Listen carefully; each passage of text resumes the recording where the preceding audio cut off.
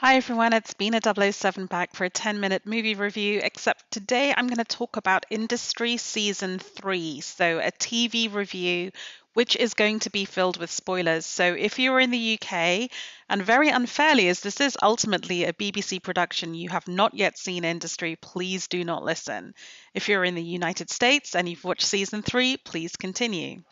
Now, Industry is an interesting show because when I first saw it at the London Film Festival, they previewed a couple of episodes from season one. I was really unimpressed because it just didn't seem to tally with my experience of being someone in and around the city who had lots of friends who were analysts and VPs and associates and later MDs in investment banking. It felt very caricatured, very larger than life and almost like feeding into a perception of the city that isn't real. And as those of you who will know, who actually know how to trade, some of the trades that they were doing on the trading floor made absolutely no sense whatsoever. But that is okay.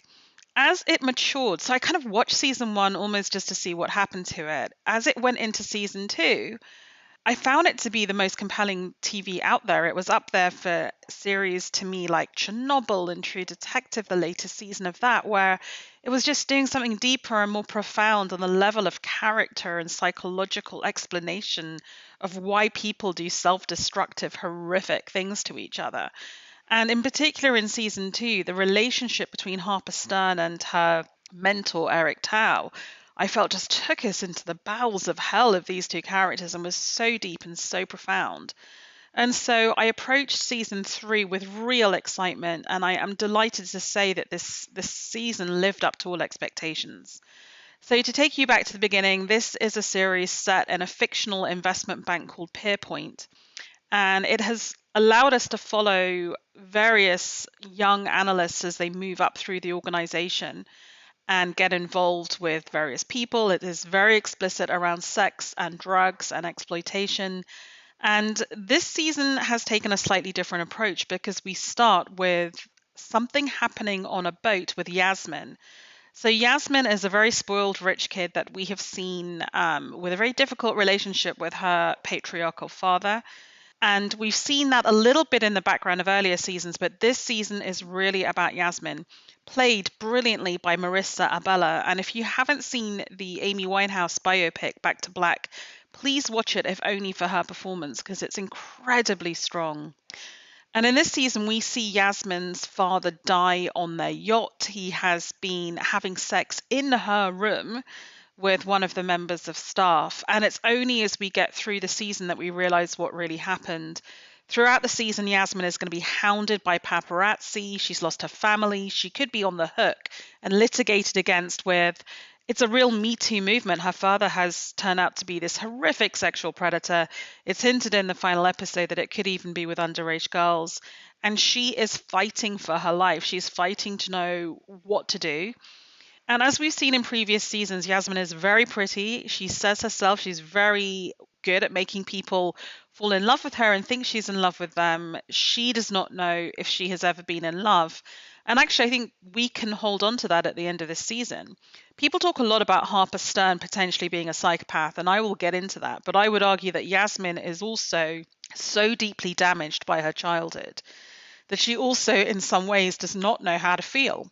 And as a result, unsurprisingly, she is going to reject Robert Spearing, played by Harry Lawty, the lovely, simple, wide-eyed, blue-eyed boy who's been in love with her since episode one, because what can he offer her apart from love? Doting, middle-class, bourgeois love. That's not going to do it for her. Yasmin needs protection, she needs a family, she needs power. And so she is going to choose over the course of the season a completely inappropriate, appalling chap called Lord Harry Muck, played by Game of Thrones Jon Snow, aka Kit Harington. And she's going to choose him because he comes from a wealthy family. The guy he's going to inherit his estate from basically runs the British tabloid press, so she can be protected from all those paparazzi. There's money, there's power, there's political power. And yes, he is a serious drug addict. He's an absolute fuck up, but she is going to pin her colours to his mast and continue to be what she's always been, which is someone who manipulates people, exploits them, and gets rid of people who make her feel uncomfortable about her past. I mean, I'd love to get into a discussion with you all about whether you do think she was abused by her father as the employee that she takes on intimates at the end of the season. So, Yasmin, I think this is a phenomenal season for Marissa Abella to really show her acting chops. And it's a phenomenal season for us to consider as a viewer, where we've also always maybe thought of Yasmin as a little bit lighter, maybe a little bit more human than Harper, whether they're actually the perfect adversaries because they actually are fairly similar in their protective instincts and in their narcissism, effectively, their ability to survive. Which brings us, I think, nicely to the rest of that storyline. So, part of Yasmin's storyline is that Pierpoint has moved into being very DEI focused, very ESG focused. They're sponsoring a lot of IPOs of companies that have a green tinge to them. One of them is a energy company that has been sponsored by the Kit Harington character. He's just an obnoxious tech wannabe proto billionaire. A figure that I think we're all very familiar with. The IPO goes horribly wrong. He's a loose cannon. And because he's very well connected, the government bails him out. So, thinking if you're in England, maybe Octopus Energy or some of those sort of hive type things that have gone on, it's very good because it links that all into corrupt power politics. And you have a black woman actually who wants to be Chancellor of the Exchequer doing deals with the wealth creators behind the scenes to arrange this bailout. So it's a really lovely story that tells you something about perceptions, if not reality, of elites in Britain. And it's set against the period of the Liz Truss micro governments. So, for those of you in England, you'll know that there were wild gyrations in financial markets that particularly influenced the position of sterling and our trader friend Rishi. But that's the story, and I think it's really good how industry tries to anchor its kind of plot lines in near contemporary issues. So this will feel very familiar to British viewers. It'll be interesting to see how they take the storyline relative to American viewers. So that kind of rounds out the Yasmin storyline. If we move to Harper Stern, if you'll remember at the end of last season, she is now out of Pierpoint. She's off the trading floor. She has been binned by her mentor, Eric, played so brilliantly by Ken Leung. And she's working for a hedge fund that apparently also has ESG credentials, but she has no interest in that. And she just spins a series of webs and a series of games where she first betrays that hedge fund, spins off with a woman called Petra to do a kind of anti ESG strategy. She then betrays Petra, who's kind of already betrayed her, and basically takes up his position running a short only fund that is going to be incredibly predatory. And to move back to New York at the end of this season. I don't think this is her season. I don't think we learn more about Harper than we knew at the start of the season. She has a smaller role. I think we suspected she was a psychopath then. I think we absolutely know that now. She has no morals, no loyalty to anyone. But hey, she made the Forbes under 40, so that's her future, I guess, being back in New York. I think there's a far more interesting story centered on Eric Tao, her ex mentor, nemesis. I think he still has a lot of fondness for her. And poor Ken Lung's character, Eric, is stuck at Pierpoint. He's an MD. I mean, poor. He's incredibly well paid. He's running the sales desk. He is stuck in this company that has gone an ESG turn. That has got it into trouble because basically it's sponsoring a lot of IPOs, cornerstoning them with its wealth management arm. To cut a long story short, the mess up with Henry Muck's fund has massively decreased the value of those positions. And it soon becomes clear that Pierpoint is not going to survive this. It has taken on highly leveraged positions that are now worthless, and it is on the market. And the penultimate episode sees a sort of all-nighter as the Pierpoint executives are trying to find someone to buy them. It could be the real-life British bank Barclays. It could be the real-life Japanese bank Mitsubishi. It ends up being a fictional Middle Eastern sovereign wealth fund behind a trading arm that ends up buying them. And Pierpoint, as we know it, has come to an end. That the series ends with that sales desk being completely run down because it's all going to be done out of New York. So it feels, I mean, what's really weird about Industry Season 3 is it feels absolutely like the end of a series. And yet it's been renewed for Series 4. So I have no idea where they're going to take it.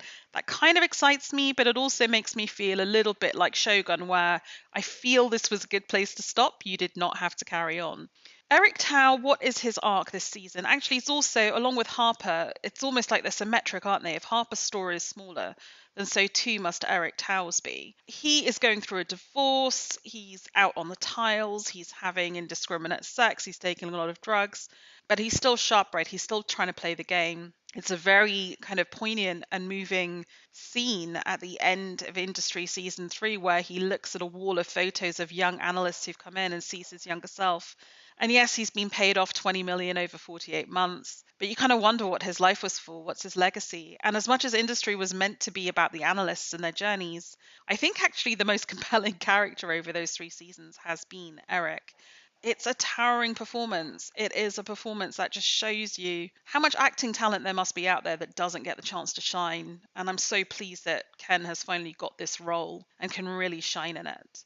I suppose the other character we should maybe focus on, because he gets a standalone episode, is Rishi, the trader, who we have come to know as that classic sort of, foul-mouthed trader character who's basically a gambler. And believe me, from my time in the city, I know that this place is full of effectively gambling addicts who kind of have an outlet for that in a professional setting and then self-medicate with, or not self-medicate, just have further addictions, whether they be drugs, whether they be sex, whatever it is. We get a standalone episode with Rishi, who is played again brilliantly by Sagar Radia. And you see a little bit more of his background. He gets a bit more of the treatment that Harper Stern got in season 2, where you see more about his background. And you know that he's married to a very propertied, wealthy white woman. You realize that he is very uncomfortable in that role, that there's so much hypocrisy in that they kind of accept him, but they don't. He's patronized. It's so passive aggressive. It makes you really side with him. But on the other hand, he is an absolute sort of loose cannon. He owns money to loan sharks. He is spending all over town. He's gambling wildly. He's conned all of his work colleagues to go in on a syndicate with him. I mean, he eventually makes good on his trades, but it's just absolutely by the edge of your seat. The standalone episode with Rishi in Industry this season, I think, is a work of art. And it takes you on a roller coaster ride of emotions. At one point, I really thought he was going to commit suicide, but he does not. But it just puts you through the ringer. How his storyline plays out in the final episode is fascinating to me, and maybe does set up something for season 4.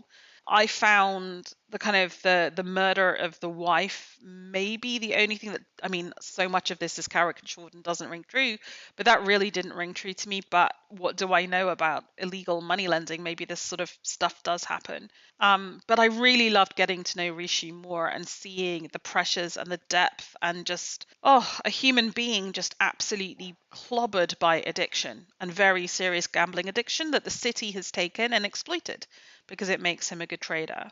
Elsewhere, we have some new characters. I really want to call out Miriam Peche, the actress who plays Sweetpea Golightly, the ludicrously named Sweetpea, who has an OnlyFans. She's the newest of the young analysts, but she's actually super smart. She's actually super smart, and she plays it all really, really well and ends up, I think, on top. I mean, she's the one who figures out that basically there is a real issue with the Pierpoint balance sheet. So congratulations to her. And it's kind of hilarious how she tries to warn people who are more senior to her. And at one point, she has this sort of throwaway exchange with Robert kind of in the coffee area, and he just thinks she's joking and walks away. Yeah, it's really, really interesting, that, I think. Overall, I feel that Industry, it's one of those shows, better than Succession in some ways, that really gets into deeply psychologically flawed people. It doesn't lean into that comedy that Succession did. Like, Succession had that Veep, the thick of it kind of sense of humor where it was going to do the comedy swearing and people saying things they would never say in real life, just insulting people horrifically. There's a little bit of that in Industry, but it's much more muted. It's a much, much darker series. And I'm not saying that I care about these characters. Maybe apart from Ken, I think I care about the Ken character, but it's maybe I care about Eric, but I don't really care about these characters, but I do want to know what happens next. Then again, I really don't want a season 4. I think this is wrapped up beautifully, actually. And it's wrapped up in a way that is ruthlessly logical. Like, there is no redemption. No one's learned. No one's got better. Maybe Eric Tao has got better. Maybe he knows more about himself. Maybe he has more understanding about what he's given his life to. But I feel that Harper and Yasmin are two of the most fascinating women on screen right now. We can debate if they're psychopaths. I think Harper definitely is. And I guess we get to see where this show and where the creators take it next. Kudos to Miki Down and Conrad K. They have won me over. They've won lots of people over, right? This now has the coveted HBO Sunday night slot. This is a certified bona fide hit. It is amazing to me that something this dark and this explicit is a hit. But God bless them. I think it's kind of like a document of its time, though. There's something really disturbing about the loss of trust and the lack of faith in institutions and elites, this idea of us against them, that elites must by definition be corrupt and they're all in cahoots with each other. I think this is a very particularly English portrayal of that because they're aristocrats and the press and the financial elites, and they're all in a cabal together, right, with the politicians. And I genuinely think this is how a lot of people in Britain perceive those elites. And I don't think that's necessarily the truth, and I don't think it's healthy. I think it's kind of pre-revolutionary, right? But it's cheeky, it's mischievous, and it really speaks to the zeitgeist. It really speaks to what's happening in British politics today. So, with that, I really hope you all enjoyed Industry Season 3 as much as I did. If you want to have a discussion about any of these characters, leave a comment on the blog at Bina007.com, leave a comment on the YouTube. I am always happy to talk about this phenomenal series. Thank you for listening, and I'll be back with an episode probably on Friday of this week to discuss Joker Folia 2.